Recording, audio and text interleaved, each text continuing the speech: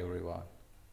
So today I'm trying to explain here the ECG, especially in the patient monitoring and from a view of clinical engineer's point of view, not the clinical like nursing or other doctors, clinician side. I'm trying to explain here from a point of view of a clinical engineer, a biomedical engineer, or a hospital engineer.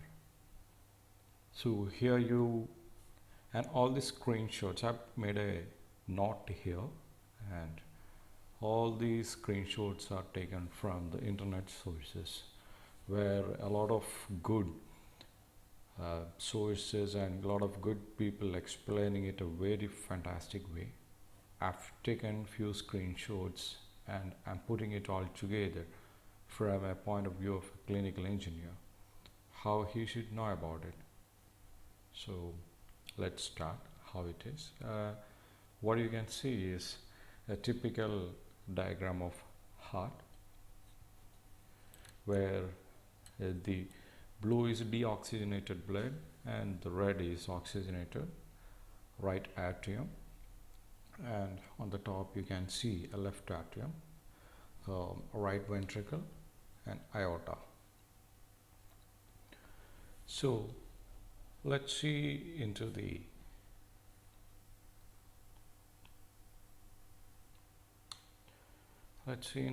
electrical conductivity system of heart. So if you see the SA node, which is known as the natural pacemaker. So SA node, it triggers to give 60 to 100 beat per minute.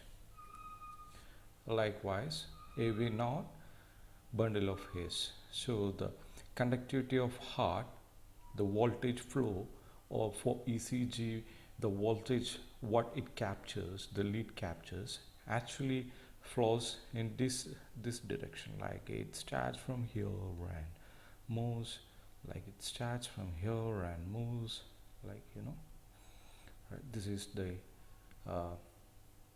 electrical conductivity system of heart. Again, coming to the electrical the ECG wave, it's very simple, it's very basic, everyone knows it, and it's very good illustrated in this screenshot. You can see the P wave. We are going into the depth what this P wave is, what this R wave is, Q wave is, what is the entire thing. It's coming up here. You can see on P wave what happens, the atria contracts. So that's what we can take, the information we getting from P is the atria contraction, and in the R complex or in the R wave QRX complex, it's not entirely QRX complex. QRX complex gives you ventricular depolarization and arterial repolarization. So here the ventricular contraction is happening, okay, and in T wave ventricular repolarization or relaxation, when this in same way, I think it's here it's the arterial repolarization.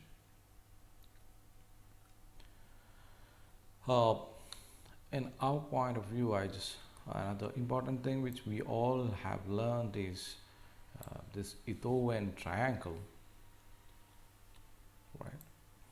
Einthoven triangle, a triangle like this, right? Here for us, what we need to learn about it is the tail of arrow is negative and the head of this arrow is positive. I'll explain you in detail. For a clinical engineer, this is something really important to understand. The tail is negative and this is positive. Looking into the Einthoven triangle,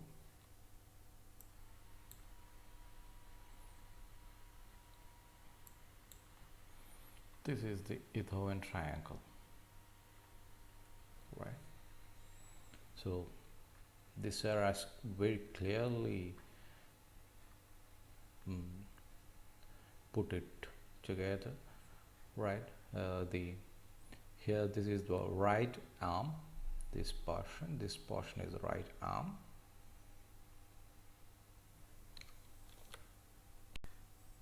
This portion is the right arm, right arm. This is left arm, and this is left leg and right leg. So this right leg is always ground, so it is always connected, right? For a person to get lead 1, the 2 leads that needs to be connected is which one? Right arm and left arm.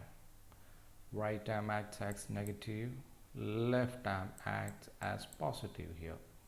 And in this lead 1, the wave gives a point of view or a view of heart from this angle. And when you see, next is lead 2, where in lead 2 the negative is right arm and the positive is left arm, and the 2 leads that needs to be connected, always this ground is connected and it's common for all, so this is always connected for all these 3 lead views.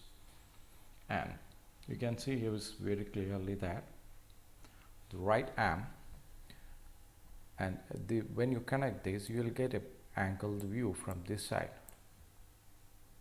Same here in lead 3, it takes a view from gives you a view from this side, and the 2 leads connected is left arm and left leg and ground, of course. Here the Einthoven triangle, the heads of the arrows, just put that in.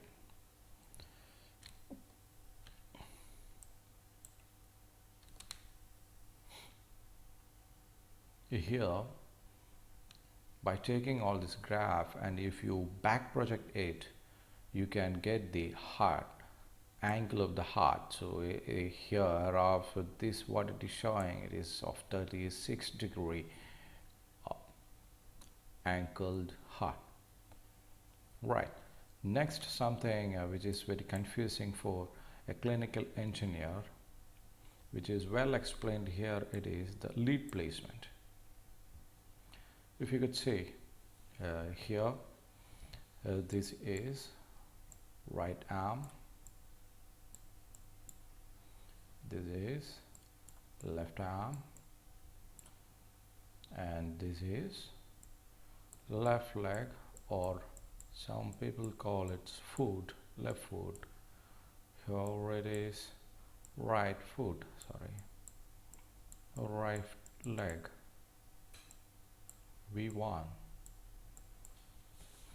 When you place a 5-lead configured or a 5-lead ECG, especially in patient monitoring, you will see this sort of lead placements. So the right, it will be a white colored clamp, banana clamp, or that clamp which comes, it will be button type is also there, so that will be a white colored one.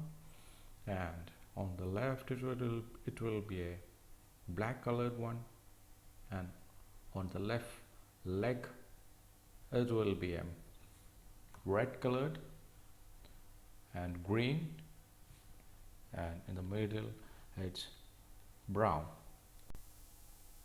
So here come our lead 1 ECG wave, and this is how it looks like.